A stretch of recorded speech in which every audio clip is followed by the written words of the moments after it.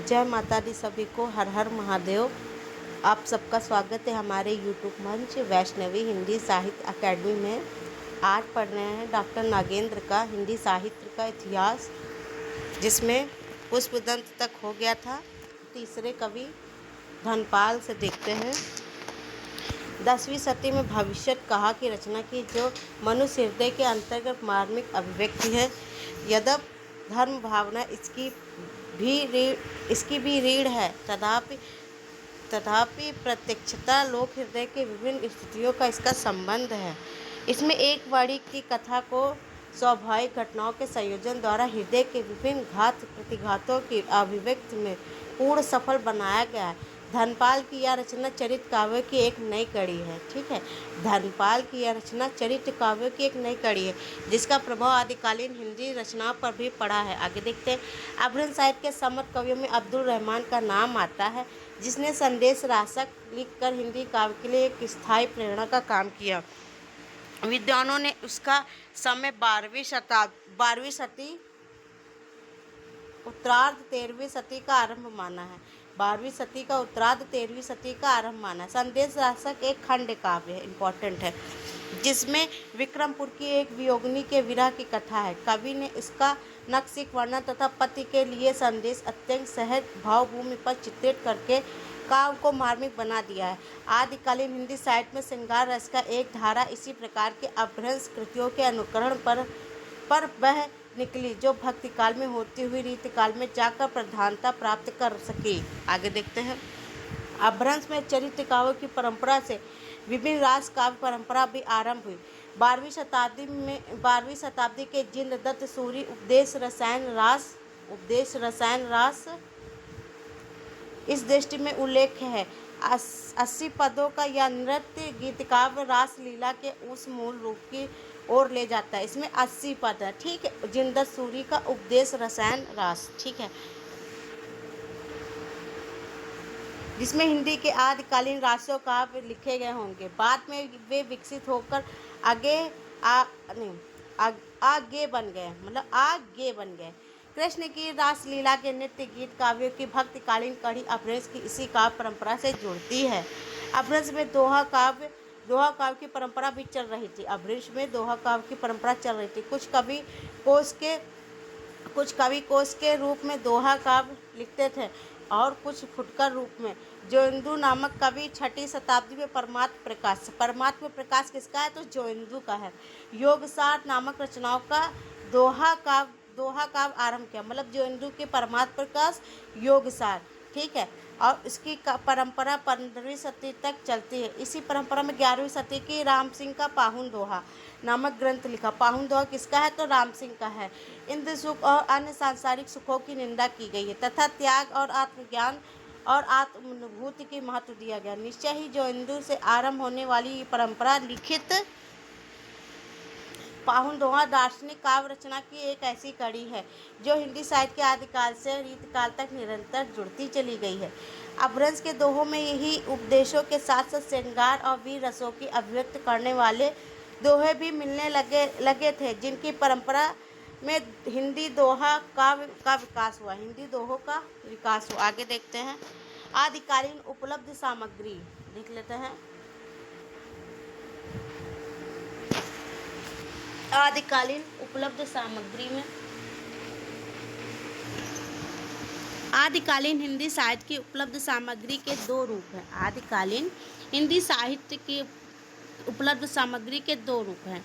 प्रथम वर्ग में वे रचनाएं थी जिनकी भाषा तो हिंदी है, परंतु अपभ्रंश के प्रभाव से पूर्णतः मुक्त नहीं है। द्वितीय प्रकार की रचनाएं वे हैं जिनको अपभ्रंश के प्रभाव से मुक्त हिंदी रचनाएं कहा जा सकता है। इंपॉर्टेंट है, ठीक है।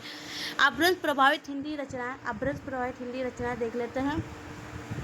सिद्ध साहित्य, शौकाचार, नाथ साहित्य, राहुल व गद्यपद, उक्त व्यक्ति प्रकरण, भारतेश्वर, बाहुबली, हमीर रासो, वर्णनाकर गद्य, ठीक है। अब निम्नांकित रचनाएं अपभ्रंश के प्रभाव से मुक्त हिंदी रचनाएं मानी जा सकती हैं।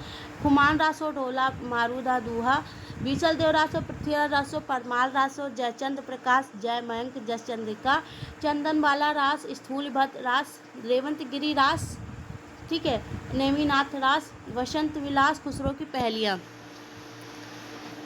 अपभ्रंश के प्रभाव से मुक्त हिंदी रचनाएं कहा जा सकता है। अपभ्रंश प्रभावित हिंदी रचना, पहले अपभ्रंश प्रभावित हिंदी रचना है सिद्ध साहित्य, स्वाकाचार, नाथ साहित्य और राहुल, उक्त व्यक्ति प्रकरण, भारतेश्वर बाहुबली, हमीर रासो, वर्ण रत्नाकर। ठीक है, आगे है रचनाएं अपभ्रंश के प्रभाव से मुक्त हिंदी की रचनाएं मानी जा सकती है।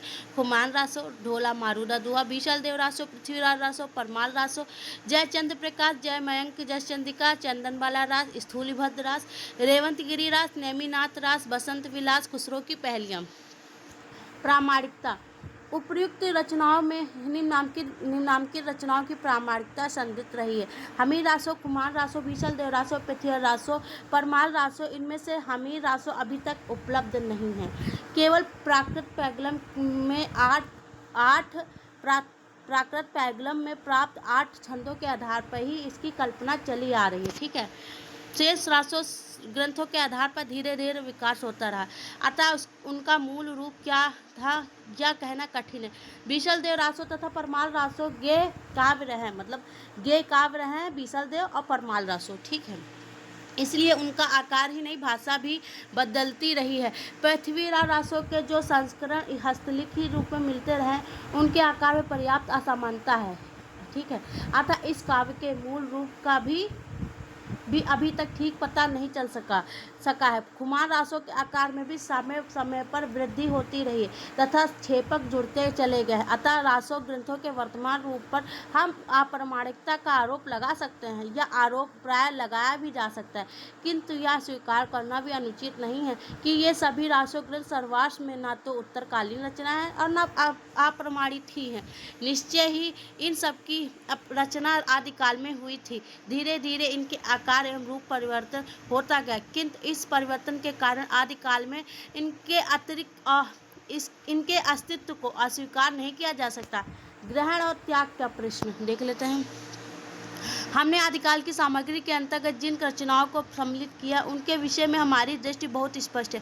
हम न तो शुद्ध अपभ्रंश की पैमुचरु, स्वयंभूचन, महापुराण, जसरचरु, भविष्यत कहा, संदेश शास्त्र आदि को हिंदी की रचनाएं स्वीकार करना उचित समझते हैं और न ही हिंदी के सिद्ध काव्य, नाथ साहित्य, स्वाकाचार, राहुल, भारतेश्वर बाहुबली आदि उन ग्रंथों को हिंदी साहित्य के बाहर रखना ही न्यायोचित मानते हैं जिनमें अपभ्रंश भाषा मात्र एक प्रभावित तत्व है और जो मूलतः हिंदी भाषा में लिखे गए हैं। इसी प्रकार हमारी दृष्टि से पृथ्वीराज रासो, परमार रासो आदि वे रासो ग्रंथ में आदिकाल की सीमा से ताज्य नहीं है, जो मूलतः पूर्व पीठिका में लिखे गए थे, बाद में जिनका आकार बदला है।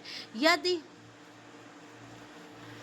आकार वृद्धि परिवर्तन को निर्णायक तत्व मानने लग जाए तो तब तो कबीर,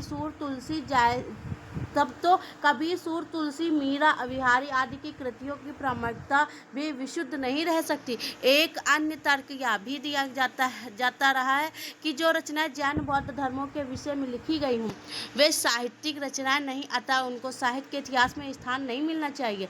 मतलब जो जैन बौद्ध धर्मों के विषय में लिखी गई हों वे साहित्यिक रचनाएं नहीं, अतः उनको साहित्य के इतिहास में स्थान नहीं मिलना चाहिए। आचार्य शुक्ल इस मत के पोषक हैं, अतः डॉक्टर अजय प्रसाद द्विवेदी जी इस निर्णय से सहमत नहीं हैं। उन्होंने इस संबंध में जो मत व्यक्त किए हैं वही अधिक तर्कसंगत है। ठीक है, वे लिखते हैं कई रचनाएं तो मूलतः जैन धर्म भावना से प्रेरित होकर लिखी गई हैं। निसंदेह उत्तम काव्य है जो हमीर रासों की भांति ही साहित्यिक इतिहास के लिए स्वीकार्य हो सकती है। यही बात है बौद्ध सिद्धों की कुछ रचनाओं के बारे में भी कही जा सकती है। ये किसका है कोटेशन?